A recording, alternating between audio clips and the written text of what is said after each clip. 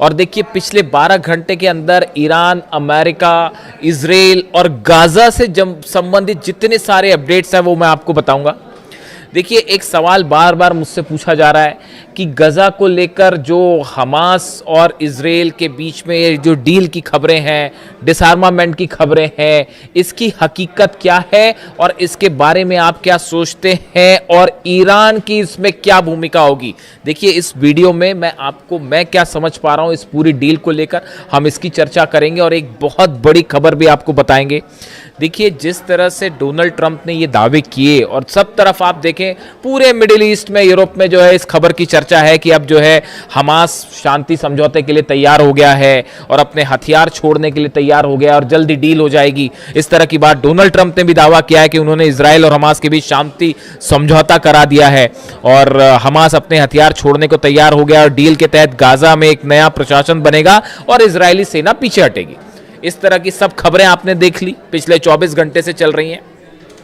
हालांकि मैं ये भी बताऊं आपको, इन खबरों की चर्चा इसलिए है क्योंकि ईरान ने वो मार मारी जॉर्डन में, बहरीन में, कुवैत में, सऊदी में कि अचानक से गाजा डील करना पड़ गया, वो एक अलग बात है। लेकिन अब देखिए जो खबर आ रही है उसके मुताबिक ईरान की एंट्री हो गई है गाजा में। बिल्कुल ठीक सुन रहे हैं आप, ईरान के इस पूरे अप्रोच जो है गजा को लेकर और हमास को लेकर ईरान की तरफ से बड़ी वार्निंग्स दी गई है, हमास को चेतावनी दी गई है और बल्कि सोर्सेस तो ये भी बता रहे हैं कि ईरान ने हमास को कह दिया है कि ट्रंप के साथ कोई डील मत करिए, हमास की इजराइल के साथ डील समझौता नहीं होना चाहिए।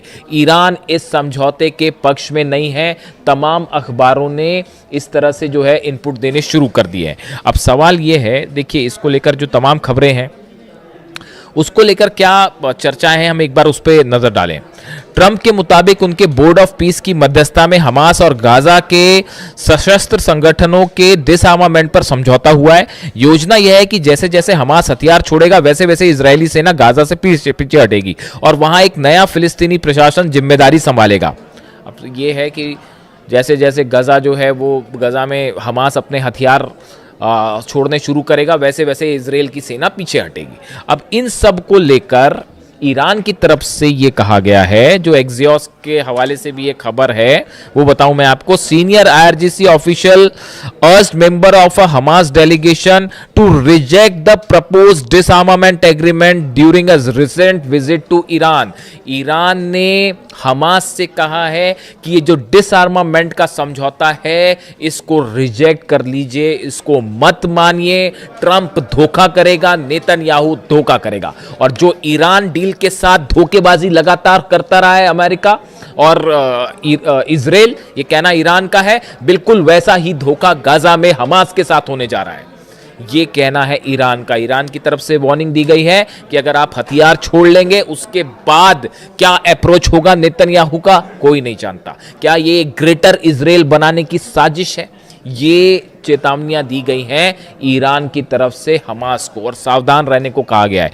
देखिए 5 मुद्दे ऐसे हैं, अगर हम सबकी छोटे में जिक्र करें कि ये जो 5 मुद्दे हैं जहां पर ये डील क्यों फेल हो सकती है और क्यों सक्सेसफुल नहीं हो पाएगी, इसकी बड़ी वजह है। देखिए सबसे बड़ी इसकी जो वजह है, इजराइल ने अब तक इस समझौते का सार्वजनिक रूप से समर्थन नहीं किया है। देखिए इस तरह की खबरें आपने सुन ली होंगी तमाम जगह कि हमास जो है वो एक ब्रॉडर रूप से अपने हथियार छोड़ने के लिए राजी है, डिसआर्मामेंट को राजी हो गया है। इस तरह की आपने तमाम खबरें सुनी होगी, अलग अलग आई हैं। लेकिन जो इसकी समझौते की जो शर्तें हैं इसको लेके इजराइल ने अभी जो है एक हामी नहीं भरी है। यानी ये हो सकता है कि नेतन्याहू ट्रंप के प्लान से सहमति जता दें, लेकिन बात जब गाजा से सेना वापस बुलाने की होगी तो इसके लिए अभी नेतन्याहू तैयार नहीं है, इसके लिए उन्होंने कहीं हामी नहीं भरी है। आप बताइए, कहीं इजराइल ने कहा है ये बात को कि हम गाजा से सेना वापस बुलाएंगे? ये पहला मुद्दा है जिस पर यह डील फेल हो जाएगी और इसीलिए ईरान कह रहा है कि ये एक बड़ी चाल है, इस चाल में मत फंसिएगा। बात नंबर 1। बात नंबर 2, हमास के बड़े हथियार जो हैं वो लिस्ट में शामिल ही नहीं है। शुरुआती चरण में सिर्फ नई प्रशासनिक व्यवस्था यानी पुलिस से जुड़े लोगों के हथियार सौंपे जाने की बात कही गई है। रॉकेट, एंटी टैंक मिसाइलें, भारी हथियार और हमास की सुरंगों में मौजूद हथियारों की बात अगले चरण में होगी और इन सभी को पूरी तरह से खत्म करने में 200 से 350 दिन का समय लग सकता है। यानी सबसे कठिन हिस्सा अभी शुरू भी नहीं हुआ है। यानी इसमें जो बात है हथियार रखने वाली, उसमें जो छोटे हथियार हैं उसको पहले दौर में रखने की बात है और अगले जो है 250 से 350 दिन तक, साल भर जो है वो हमास के हथियार, भारी हथियार जो हैं, रॉकेट्स हैं, मिसाइल लॉन्चर्स हैं, ये सब चीज़ें कैसे सरेंडर होगी, क्या सरेंडर होगी, ये दूसरे दौर में बात होगी। यानी डील का हिस्सा क्लियर नहीं है, वैसे ही जैसे ईरान के साथ, इसीलिए ईरान के साथ डील नहीं हो रही। तो वो दूसरा हिस्सा जो है, इसका दूसरा पार्ट जो है, कंडीशन जो दूसरी है वो अभी तक क्लियर नहीं है। ये दूसरा मुद्दा हो गया क्योंकि क्यों ईरान कह रहा है डील फेल हो जाएगी। तीसरा, क्या इजराइल मानेगा हमास की बात? ट्रंप की इस डील में गाजा से इजराइल की सेना पीछे हटेगी, लेकिन इसके लिए जरूरी है कि हमास अपने हथियार डाल दे। अगर इजराइल को लगा कि हमास ने कुछ हथियार छिपा रखे हैं, सुरंगें नहीं तबाह की गई हैं या उसकी सैन्य संरचना अभी भी एक्टिव है, आर्मी अगर एक्टिव है तो वो इस डील को रोक देगा। अब ये बताइए कि ये बात जो है पूरे इसकी जो तीसरी वीकनेस है इस समझौते की, कि कभी भी इजराइल ये कह सकता है कि साहब नहीं, अभी तो हमास ने जो है अपने हथियार नहीं सरेंडर किए पूरी तरह से और अभी भी कई हथियार छुपे हुए हैं। ये कह के इजराइल जब चाहे वो इस समझौते को तोड़ देगा अपनी सुविधा के मुताबिक। यानी आपके हथियार कम होने शुरू होंगे और उसके बाद मौका देख के वो हावी भी हो सकता है पूरे गजा पर कब्जा करने के लिए। यानी इजराइल जब चाहे वो ये कह के कि नहीं नहीं, हमास ने तो अपने पूरे हथियार नहीं सौंपे हैं और वो तो छुपे हुए हैं सुरंगों में, अब भी हम नहीं मान रहे डील को, फिर क्या करोगे आप? ये तीसरा मुद्दा है जो ईरान कह रहा है हमास को कि सावधान रहिए। चौथा मुद्दा, निगरानी कौन करेगा? हथियार कितने सौंपे गए, हथियार कहां कहां है, सुरंगें कहां कहां है, इसकी निगरानी कौन करेगा साहब? कौन सी कमेटी बैठेगी और कौन सा? इसके बारे में कोई साफ स्थिति ही नहीं है।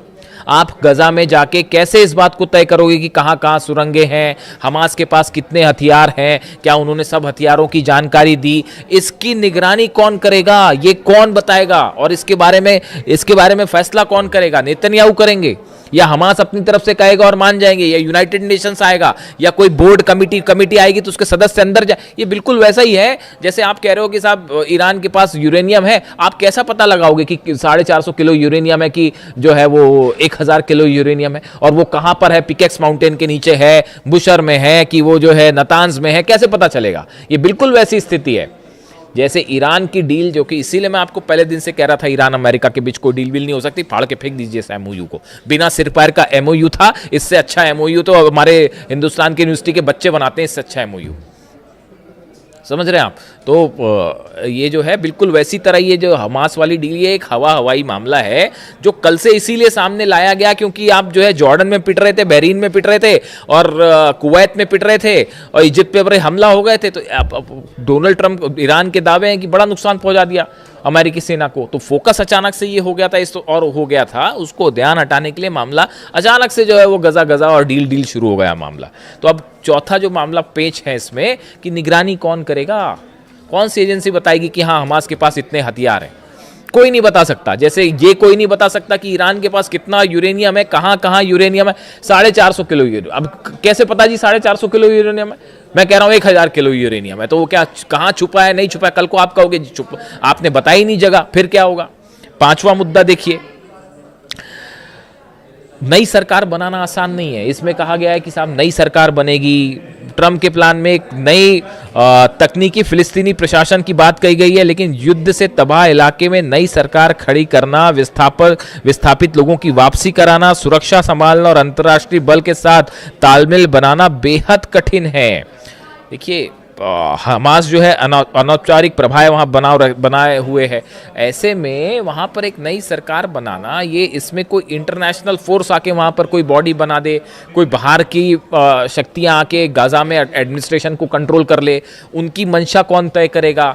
उसमें जो है कहीं किसी तरह से फिर से उसको कब्जाने की कोशिश तो नहीं हो रही गजा को? ये ऐसे तमाम सवाल है, कैसे उस पर भरोसा किया जाएगा? गजा के लोग कैसे भरोसा करेंगे? ये वो तमाम बातें हैं। ये पांचवी वीकनेस है कि वहाँ पे नई एडमिनिस्ट्रेटिव गवर्नमेंट कैसे बनेगी, बॉडी कैसे बनेगी, इसको लेकर कुछ साफ ही नहीं है मामला।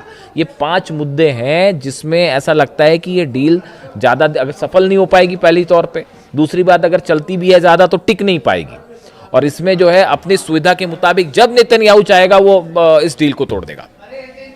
लेबनान पर लगातार हमले हो रहे हैं, कल इस डील की पूरी चर्चा होती रही सब जगह। आप देखिए पूरे अरब देशों के अखबार उठा के देखिए, सब जगह यही चर्चा, अमेरिका में, यूरोप में, कि हमास की डील, हमास की डील, हमास तैयार, हमास तैयार, ये चर्चा चल रही है। और दूसरी तरफ जो है वो 4 फिलिस्तीनी बच्चों पर हमले हो रहे हैं, 11 लोगों पर हमले हुए, 4 बच्चे शामिल हैं, फिलिस्तीन पे ही हमले हुए इजराइल के। फिर काय की डील?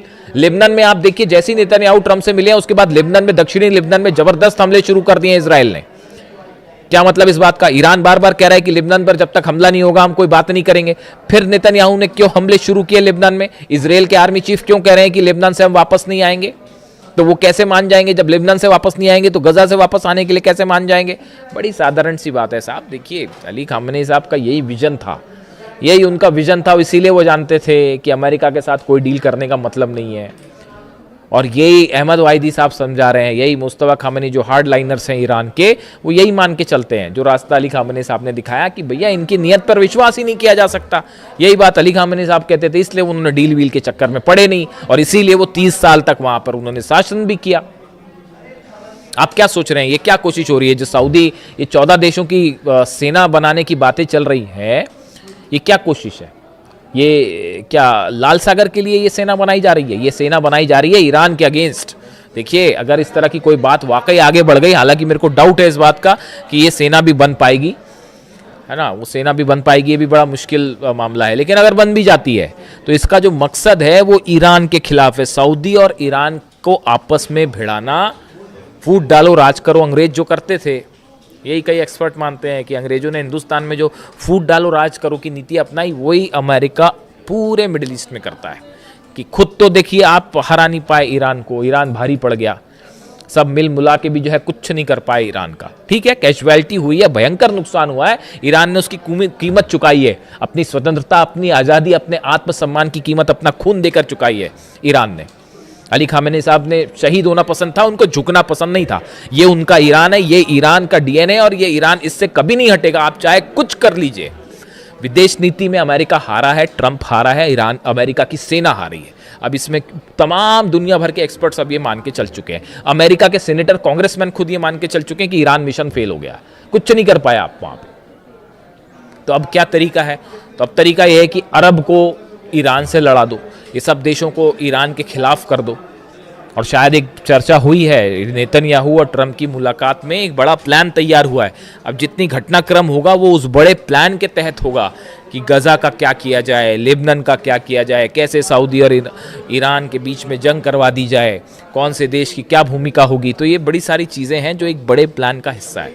और इसीलिए ईरान ये कह रहा है हमास से, उसने ऑलरेडी हमास को ये सब चीज़ें बता दी हैं कि भाई देखिए ऐसा है, ये डील को लेकर सावधान रहना, जो भी आप फैसला करें वो करिए, लेकिन इस बात के लिए तैयार रहे कि कभी भी आपको धोखा मिल सकता है। और इसीलिए हमास भी अपने भारी हथियारों को लेकर, वो क्रम में, स्टेज में चीज़ है।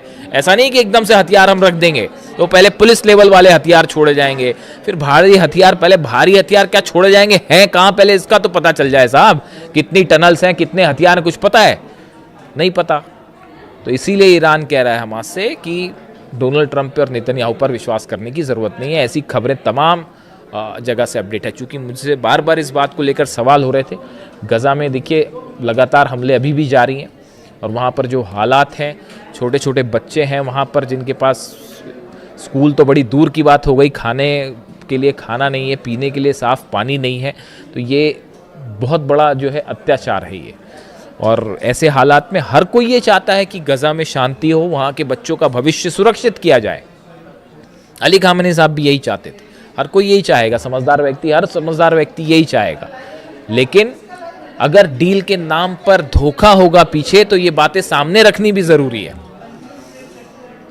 मुझसे चूंकि सवाल हुए थे तो इसलिए अपनी बात यहाँ रखना ज़रूरी था। वीडियो कैसा लगा कमेंट करके ज़रूर बताइए। Thank you so much.